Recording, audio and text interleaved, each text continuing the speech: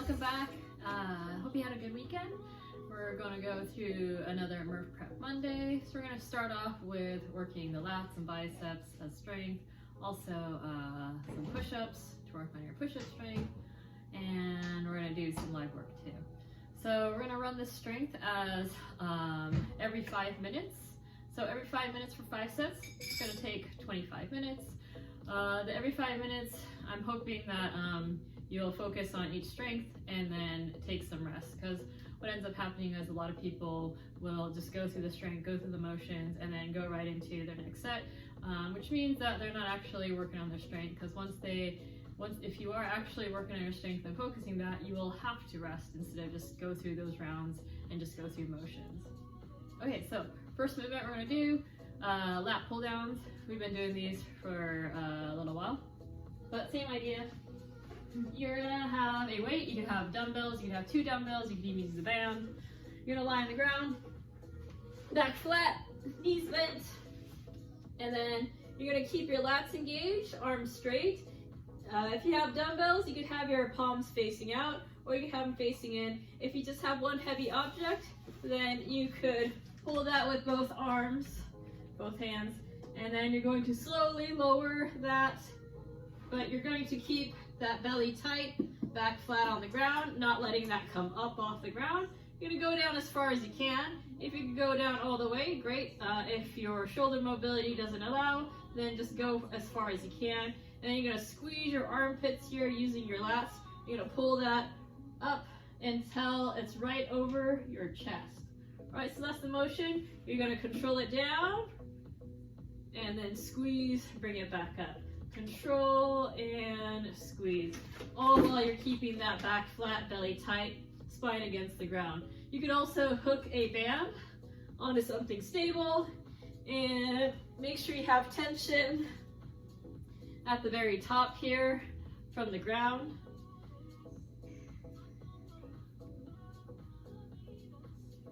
And you're going to squeeze doing that same motion and back up, resist, squeeze, resist. So make sure there's not slack at the bottom here as I'm showing you, because that means you're not actually using your muscles here, it's just relaxed. So you want to have tension before you start, and then you're going to pull down, and that way you have tension throughout that whole range of motion. All right, so there's your lat pull down, and you're gonna go right into those bicep curls.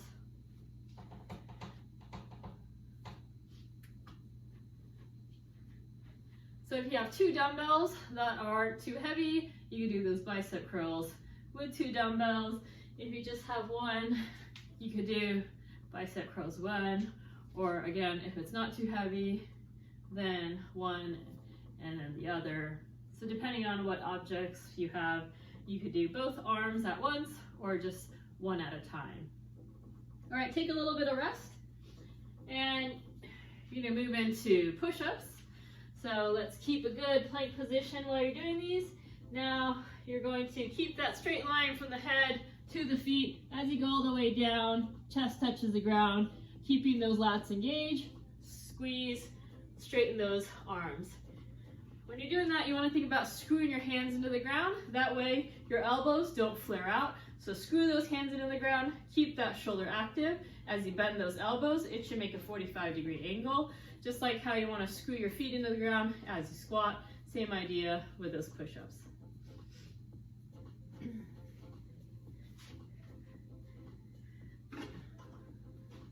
Following those push-ups, you're going to go into tricep extensions.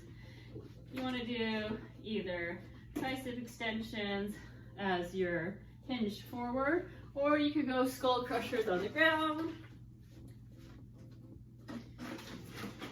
Or if you have another favorite tricep extension, you could do those.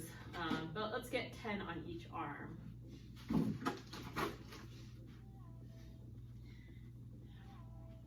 And finally, you have stationary weighted lunges. So without any weight, you should be able to have control here going down and up. So if you're falling all over the place and struggling, you might not want to use any weight. So stationary lunge, you're going to be in a lunge position. You're going to keep that torso upright.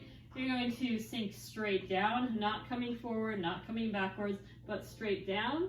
bending the knees. Knee never passes the toe.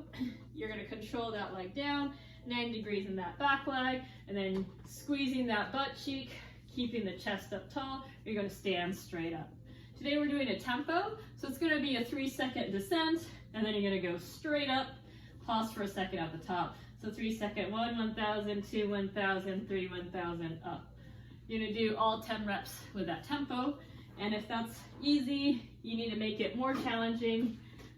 You could always add a weight, doing goblet style, or you could have those weights to the side, but make sure you're able to do all 10 of those reps with good form, good control, 3-second descent before you worry about adding any weight. For your Metcon, you're going to start with an 800-meter run, and then you're going to go into some bent over rows. So ideally you have 2 dumbbells. You could do it with one heavier object also, or one heavier dumbbell, but you're going to hinge forward, try to get your back close to parallel to the ground. Keep those lats engaged, so the dumbbell shouldn't be coming forward. You want to squeeze in, keep it close to you, and when you pull that straight up, your hand should be at the lower chest, upper abdominal area. Just like if you were to do a ring row, you don't row up here, you don't row down here, you want it right in that same spot. So when you hinge, you want to be pulling exactly up to that location. There you go. Dumbbell row, or if you just have one dumbbell, you could do it that way. If you just have one heavy object, you could also do with both arms. You could always use a band.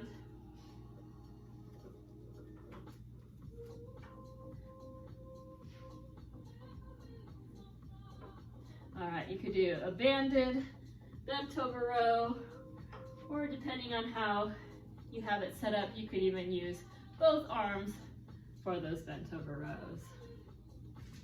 So following your bent over rows, you're going to go into more push-ups. About 10 to 15, depends on how good you are with these push-ups. So if push-ups are difficult for you, go 10 or maybe even less. I'd rather see good quality than quantity. If push-ups are something that never tax you and you could do hundreds of them, maybe go for 15. Same idea, during the strength, let's see good form going all the way down, good plank, straight line from the head to the feet as you go all the way down and up. If you need to modify those push-ups, let's do an elevated push-up rather than going off your knees. So the higher the elevated surface is, the easier it is.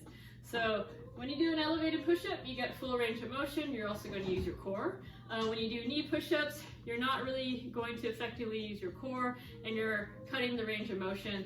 So it makes it really hard to eventually graduate to a full push-up if you just keep doing knee push-ups. But if you do an elevated push-up, you're working that full range of motion, and you're also working that core throughout that full range of motion, and that's how you get stronger. So let's do those elevated push-ups. You could also do push-up negatives. If they're difficult, you could always do less reps. So modifications for push-ups, either push-up negatives or elevated push-ups, but no knee push-ups. And you're finally going to end that set with some goblet squats. Have some weight. You're going to hold it at the chest. Feet should be about shoulder width apart as you squat down, never letting those knees pass the toes. And you want to keep that chest tall. Sit your butt back, squeeze your glutes. Make sure you stand up tall all the way, straight line from the head to the shoulder, hips, knees, ankles, all aligned. All right, you're going to do 10 to 15 goblet squats, depending on how much weight you have, how heavy your object is. You can always substitute air squats if you don't have a good substitution for those weights. Okay, so you're looking at 5 to 7 sets total of these movements. It just really depends on where you're at, you're in your fitness, and how much time you have. But keep in mind, it's better to do good quality movements rather than quantity. So don't just shoot for that upper number so you're breaking a sweat. It's a lot harder to do good reps and do them well, make them look good, rather than flopping around and just getting reps in and doing more. Okay, so when you're finally done with those 5 to 7 sets, you're going to finish with an 800-meter run and you're done with your workout. All right, so that's going to conclude today's workout, and I hope you enjoy. We will see you back tomorrow.